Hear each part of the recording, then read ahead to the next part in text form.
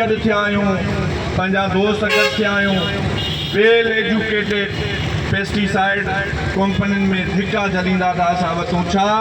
अड़े सिंध जा हुकुमरान हो, अड़े सियासतदान हो, ही ॾिसो वेल एजुकेटेड, ही तव्हांजे अणपढ़ियल पुटनि खां अणपढ़ियल जेको आहे, अड़े तव्हांखे शर्म अचणु खपे जो असांजी सिंध जा वेल एजुकेटेड माण्हू तव्हां रोलिया ऐं दरबदर कया आहिनि।